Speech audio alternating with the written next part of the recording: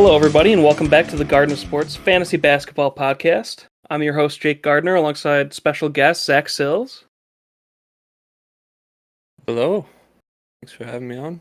And Zach's basically becoming a regular for basketball every week, so practically a co-host, but we'll keep saying special guest for now. I like it. So, yeah, today we're going to bring our standard layout. We're going to do weekly 3x3 pickups, get to that right away so you can make your key moves. And then we go over key fantasy injuries, surprises of the week, deep league moves, and then we go over buy low and sell high trade targets. So we'll jump into it here with our weekly 3x3. My first guy off the board, Alexei Pokazevsky? You told me how to say it. Pokachevsky. Is that it? Yeah. I think so.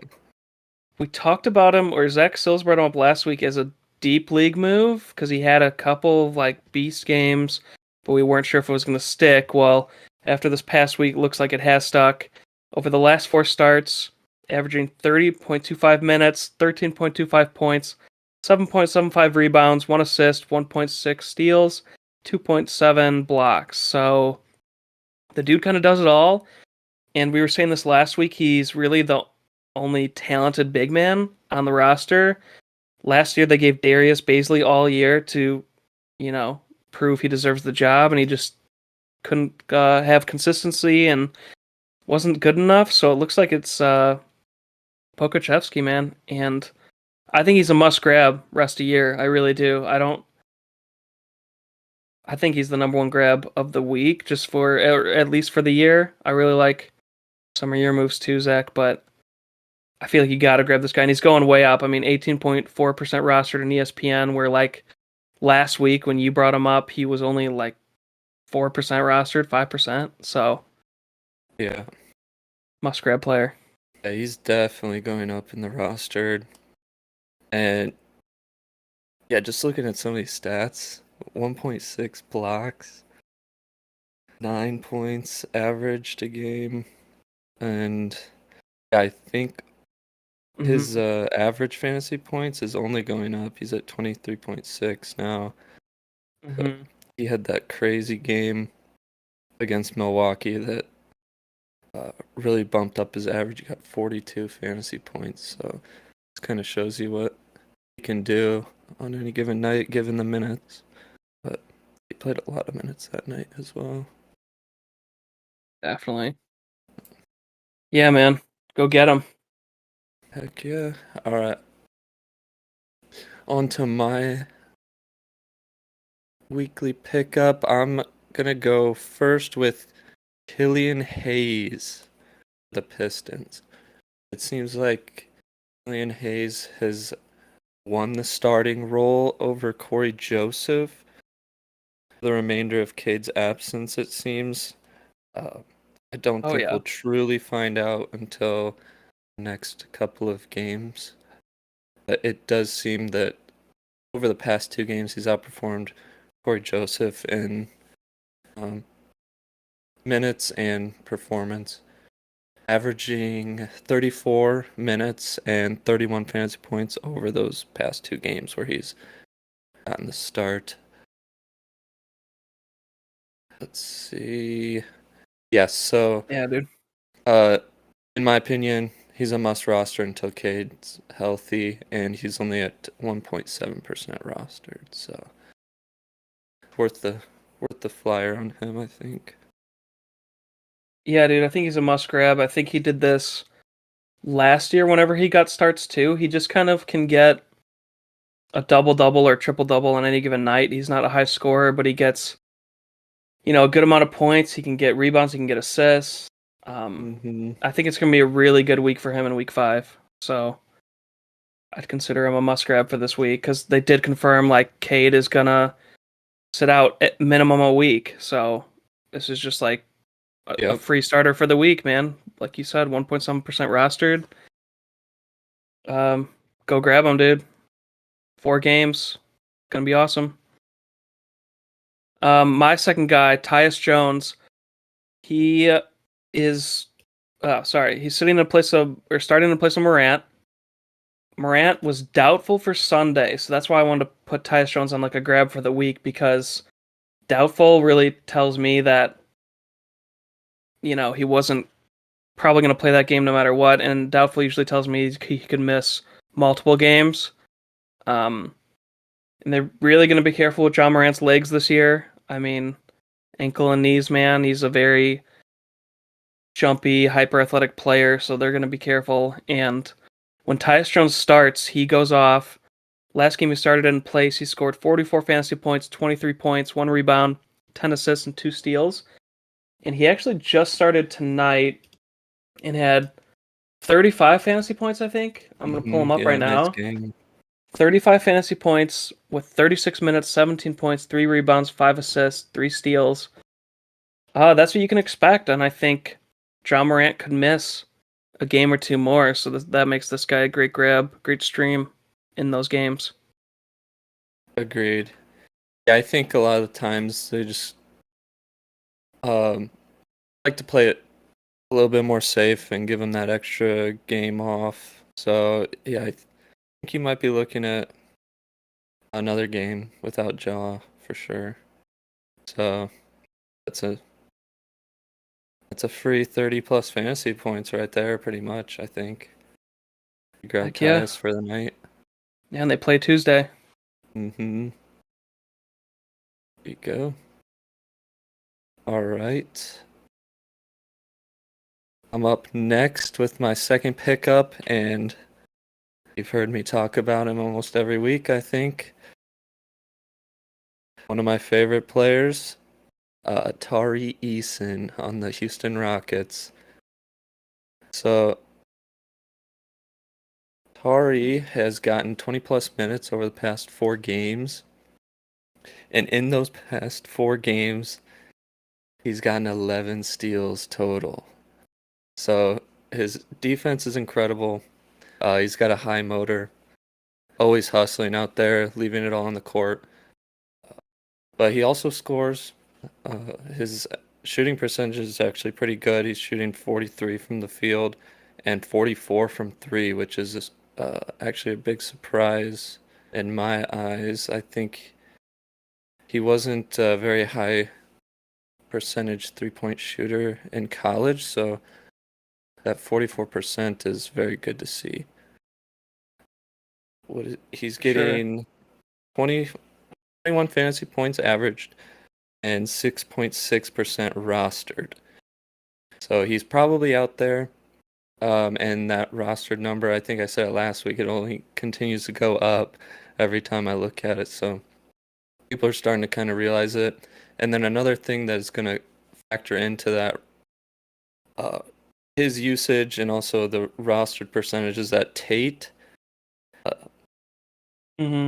Tate looks like he's going to be out. According to Silas, he's not even close to returning anytime soon. So what Eason is getting now in usage will most likely remain consistent or potentially see an increase if he keeps playing the way he has been.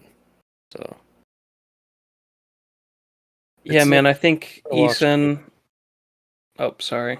No, go ahead. Yeah, I think he's a must hold if you can afford the roster spot. Like, you have a good enough team to win, and you can afford him only having like a 20 fantasy point night. I mean, he's still, he can get 20, I think is his floor at this point, if he can get around 20 minutes. And if he gets higher minutes, he usually can get you 30 fantasy points or more. So I think if you can hold him, he's going to be a huge second half player, if not sooner, like he could break out. Because he's definitely more talented than Martin and Jayshawn Tate. And they're eventually going to unleash him, we just don't know when. Yeah. But he does looks very good out there. But go ahead on your third. Sure, yeah. My third guy, Cameron Payne. He's been starting in place of injured Chris Paul. And he's in those 3 games, he's taken over. One game he kind of started late, Chris Paul, when the game that Chris Paul got injured, but averaging 19.6 points, 3.6 rebounds, 5.6 assists, and like 0.7 steals. So yeah, he's going off in place of Chris Paul, and as we all know, Chris Paul's 38 years old. It's a heel injury, which, point guard making a lot of cuts, you want to be careful with. And I think they know that this year and next year is probably their window to win it if they're going to win it with this team. So they're not going to be rushing Chris Paul back, which I think gives Cameron Payne a couple more games to start here, minimum. And Chris Paul admitted at practice, he was seen at the Sunday practice, he admitted in an interview that he wasn't sure he could play Monday. So I think Cameron Payne's a great, at least one game stream for Monday. And then, like, if I was going to stream this week, I would grab Cameron Payne for Monday and I would grab Tyus Jones for Tuesday, kind of thing, if I could. So, Agreed. yeah, only 8.1% rostered. Yeah, and he had a great game against Minnesota the other night. And up 23 points and 8 assists, 6 rebounds. But also 35 minutes the past two games. So, yeah, I think you're looking at 35 minutes again on Monday if Chris Paul doesn't play, which, like you said, it's doubtful in my eyes if that he plays. So, Sure. Yeah, man. Who do you got? All right, my last one here is Javon Carter. Javon Carter, he's looked great in the absence of Drew Holiday, averaging 39 minutes, 44 fantasy points in the past two games without Drew. Drew will be out at least one more game, potentially more with an ankle injury. Sometimes they like to play it safe, game out. So, with that being said, even when Drew was playing alongside him and was healthy, Devon was still putting up decent fantasy points. I think once Drew comes back, Javon Carter goes from a must roster to a streaming option. So he'll still be valuable as a streaming option potentially. Maybe can get you 20 fantasy points, 25 fantasy points maybe, depending on what his minutes look like. But I think for at least one or two more games, he's a must roster at least until Drew Holiday gets back. And he's currently, even after those two great performances, he's still only at 6.7% rostered. So you could get him for these. Yeah, I like that. I think he'd be a better stream just on reliability for like he's a for sure start tomorrow Monday over Cameron Payne because Cameron Payne, it's not official Chris Paul's out tomorrow where it is official that Drew Holiday's missing Monday. So yeah, great play for Monday at a minimum, like you said. Yeah. Cool. All right, nice, dude. Let's go into surprises of the week. My surprise, Stephen Curry with a vintage form. I mean, he still had great year last year and everything, but this is like when he was having MVP seasons kind of play. Over the last 7 days, averaging 61 fantasy points on 36 minutes, 43.5 points, 6 rebounds, 6.5 assists, 0.5 steals. It's just insane. Had to give him his props here. And has he missed any time this year so far? They might have done like load management kind of thing. Gotcha. I think they set all the starters one game last weekend or something like that. Right. But that's it. Hopefully he can keep it up. Everything. Yeah. But Yeah, dude, he looks amazing. Who you got, bro? So I also have a guard that's with some standout performances. Couple performances as of late that have been incredible. Jaden Ivey, a rookie out of Detroit. So back-to-back games with double-doubles with rebound. And then a career high scoring game yesterday, putting up 26 points, which is, like I said, his career high. So he's looking good out there. Cade is out, so it does factor into why he's probably looking a little little bit better and having these breakout games. But you never know if it continues. He could give Paolo a little run for his money at that Rookie of the Year race. Never know. Mm-hmm. But Yeah, dude, if he can continue this kind of form, maybe he's finding more over himself, and when Cade comes back, they could be more compatible and both go crazy. I think he did still have some really good games with Cade.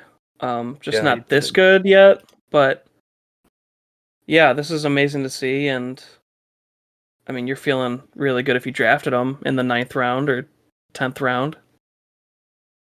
Yeah, actually, I think So his back-to-back double-double games were with Cade also on the floor. yeah, dude, I think you're right. So yeah, maybe they were finding their stride together, and then Cade Mm-hmm. went down because he's actually done worse since Cade went down. So yeah, he should still have a great week though, and when Cade comes back, they'll pick up where they left off. Definitely. And now I got a monster section for you with key fantasy injuries. So I'm gonna go through them as fast as possible. So John Morant, ankle, doubtful for Sunday. We were talking about that. Next game is Tuesday, so keep an eye on him. Donovan Mitchell, ankle, not playing Sunday. It doesn't sound serious. I think he's earned a little break from going off all year. And then Darius Garland scored 51 points, so they could just, take breaks whenever they want, and the other guy go off. That's fun. Um, LeBron James' thigh, missing games and walking out of games. Somehow they are off until Friday. I thought this was crazy, dude. So he will have like a week of recovery because he's missing Sunday's game. How are they off till Friday? But anyway. And then Fred VanVleet, illness, has been ruled out for Monday's game. It was non-COVID. Paolo Banchero ankle went through practice Sunday and will be a game time decision for Monday. So keep a close eye on that, owners. Jalen Green's shoulder could miss Monday's game, so he hasn't missed a game yet this year. Just keep a close eye. Desmond Bane toe missed Sunday's game, and he's a breakout star this year, so keep an eye on him. Jared Allen ankle missed Sunday's game. Next game Wednesday, so I would assume he'll be back. Drew Holiday ankle has already been ruled out for Monday's game, which we were talking about, so he could miss more. Just the fact that he's been ruled out days ahead. Cade Cunningham shin, as of Saturday, was said to be missing at least 1 week of action. So, yeah, I don't know if it's necessarily like scary or they're just tanking, but hopefully it's not too serious. Bradley Beal, COVID. He cleared protocols, but he needs to get his conditioning up before he returns, is what they said. So he could miss maybe another game. Kawhi Leonard update, ruled out for Monday. A lot of owners were hoping he would be back because he missed all of last week, but he did take part in 5-on-5 scrimmages, so hopefully he's back soon. Hold tight. Yusuf Nurkic, yeah. Yusuf Nurkic thigh was a game time decision for Saturday and missed, so I assume he's back next game. And those are your updates. Not too bad. Hopefully you don't lose viewers in that area, And then we want to go over streamer deep league moves. This is for like 14 team leagues or deeper. I mean, even 12 team, you could possibly make these moves depending on how competitive you are in your leagues. But my first guy for streamers, Marvin Bagley, he returned to the court, played 17 minutes, 4 points, 4 rebounds, 1 assist, 2 blocks. He's not a good plus-minus player, but when he gets like 30 minutes a night, he can score a double-double easily. And that's great for like fantasy points leagues. So he's someone I put on my watch list right away today, and I think you need to have a quick trigger with him because this is a former first round picked ahead of Luka Doncic, so he'll never be that good, but he could be getting you 30 fantasy points a night if he carves a rollout for himself. Yeah, he could be taking some minutes from Isaiah Stewart and Jalen Duren and kind of maybe even getting 25 minutes. You never know. But the 17 looks good to start. It's a good sign. Hopefully they get we'll see what happens. All right, so I'm up next. I got a couple of rookies here. The first one being Walker Kessler. Walker Kessler is back from a injury, and what can I say? He's a block machine, averaging the same number of blocks at 1.5 as Rudy Gobert in half the minutes. His minutes seem to be capped at about 17 or 18, but it's usually, I think his average is right around 15. And he does get into foul trouble every now and then, but his fantasy efficiency for the minutes he gets, I think, makes him worth a deep league streamer if you need, because he's still getting 25 plus fantasy points in 14, 15 minutes. So if he keeps that up or sees an increase in minutes, I think he's definitely a must roster. If you see him getting over 20 minutes, that definitely a must roster in my eyes with how well he's been performing, and he's currently only at 48% rostered. So he's probably out Yeah, there. I like him for the watch list. I think you need to watch for Kelly Olynyk being traded to a contender, Mm-hmm. and then Walker Kessler get like 25 minutes or more and go crazy. So keep a close eye all year, you know? That'd be insane. Yeah, dude. And then my second guy, Seth Curry, 23 and 22 points in the last two games. He did miss Sunday. It was like a late like game time decision. Um, but he can go on hot streaks like this, and Kyrie's out. Um, and he did this last year when players were missing time. He was filling in really well. So I like him a lot to stream and see where it goes. Definitely. Yeah, with Kyrie out, he fills in that missing role there, and it doesn't look like Cam Thomas has really been doing too great. So yeah, Oh, definitely. really? Losing minutes? Oh, let me see. Yeah. I think yeah, Oh, the yeah. minutes It's just have his fallen. numbers are down. Yeah, the Yeah. minutes have fallen again. The performance has definitely gone down a good amount. So. Dang, you're gonna have to drop him, dude. Hmm. Yep. Unfortunately. Dang. All right. So my second deep league move is the next rookie here is Jeremy Sohan for the Spurs. Okay. So Sohan's been a starter for a little while now, but it looks like he's just now starting to get some like starter minutes. He was only getting I'm not quite sure the number, but it wasn't very many minutes. But now he over the past two games, he's gotten 20 28 plus minutes over the past three games. So that's a good sign. A little bit more usage there. The last two of those three games, he's seemed to have capitalized on the increased usage, and he put up double-digit points in those last two games. So it's encouraging to see the additional usage, and then also him over those last two games actually putting up some good numbers for streaming wise. Nothing crazy. I think it's 18 fantasy points, but you never know. I think he's got the talent. I think he could, with those minutes, be Yeah, 30 minutes a yeah, night. I think deep yeah, league, that's a really good move. and 1.5% rostered, so he's definitely out there. Just yeah, keep him on your radar. Yeah, add him to that watch list. See what he does. Hmm. All right, sweet. Let's go into trade targets, man, because we got some good ones this week. So buy lows. My first guy, Michael Porter Jr., averaging 26 fantasy points in the last 7 days. I think only 28 on the year. He's had some inconsistency coming off of missing a whole season last year with a back surgery, but just 2 years ago, averaged 40 fantasy points a night, and he was like an early round pick last year before he went down. And I think he could still get back to that level of production. We talked about it in preseason episodes. And this is a great buy low, especially if people, whoever the owners are, might be losing faith. I think you can go get him.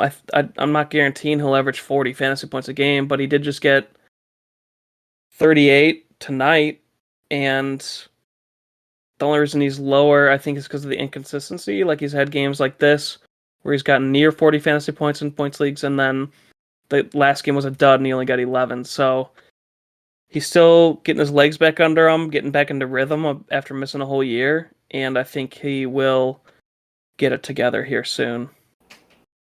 Yeah, I like that. Him before he's kind of more consistent player. Like Yeah. that. See if you can get him. Cool. All right. My buy low, I only have one, and it's John Collins for the Hawks. So Collins has usually been a great player, but over the past week and a half or so, he's really been underperforming under his usual averages. He's averaging 28 fantasy points, which is pretty solid, but over the past 2 weeks, you see like 18 fantasy points, 16 last night. So you might see a lot of guys frustrated with him right now, which could potentially get you a nice buy low player on Collins. Yeah, man. He started the year red hot, and he was averaging around 40 fantasy points per game in the first 2 weeks, and then just kind of went straight to ice cold, I guess. He just really fell off with not just scoring, but rebounding as well has gone way down. So yeah, it's the perfect buy low opportunity. I don't expect him to average 40 on the year or anything, but I think 35 is reasonable and is probably more around his normal averages. So huge buy low here. And with the 5 games of only averaging like 20 fantasy points over the last 5, it's like it might be your best chance to get him. Mm-hmm. Definitely. Another big man similar, DeAndre Ayton. He came off of injury and he's just not been himself. Numbers are also down, and he's only averaging 27 fantasy points. I mean, this is a guy throughout his career so far, still a young career, has averaged between 35 and 40 fantasy points a game. And right now it's at 27. It's just really bad. He should be averaging a double-double. His rebounding is way down. He'll pick it back up. I mean, he'll get it back together. I think he's just kind of getting his legs under him after that injury. And you can look at his numbers right before the injury, and he was starting to like find himself, like get into a rhythm, and then he went down. So he should get back to that. But I actually just sent over a trade offer before the pod. Try and get him. Yeah, I was looking at it, and I was very surprised at the 27 average fantasy points. It's pretty bad. Yeah, that's just not like him. So we've picked up guys that are doing better than that. Or there's there's guys who are like 30% rostered doing better than that. So yeah, like Isaiah Stewart, he's doing better than Ayton right now. That's pretty crazy. Sell highs. I have a repeat of last week, but we got to hit it home here, especially if you missed the episode. Kristaps Porzingis, he's continuing to go crazy. In Washington, it's just we were talking about him last week as a sell high. This week, he's like built on those performances even more so. I mean, he looks like a top 5 center in the league, which, I mean, we've said this a lot, but he could put up 40 fantasy points any given night. The problem is he only plays like 50 games a year or lower. The most he ever played was 72 his rookie year, which is in like 2015. He's just never gotten back to that. And I think the past 2 years have been between like 40 and 50 games, or 40 and 60 games, just pretty low. And the years before that were around 60, so it's just continually gone down. he gets like a knee injury and he's out for a month. So I think this is peak value, and I think you need to capitalize on it. Definitely. What do you think? I agree. There's 38 is very high. I'm not quite sure what he's done in past years, but He does average around this when he's on the does court. he? It's just him being on the court for me. Gotcha. So I feel like he's played like how many games have they played? 15? I mean, he's played fit. You could think of it like he's played 15 of his 50 games he's going to play in the year. Like it's being a little pessimistic, but you know what I mean? True. Like he's already into that Yeah. chunk of dominance that when he plays. Get ahead of the potential injury bug. Yeah. Yeah, dude, I would sell so high if you got stuck with him in the draft, you know? Who do you got? Alright, my next sell high is Kelly Oubre Jr., the Hornets. Oubre Jr. has really been showing out with Gordon Hayward gone. He's getting a lot of minutes, a lot of run, especially as of this last week. Uh, Playing 36 minutes, 39 minutes, 34 minutes. Just getting a lot of Mm-hmm. run, and then also getting a lot of points in those games, a lot of rebounds. Um, so yeah,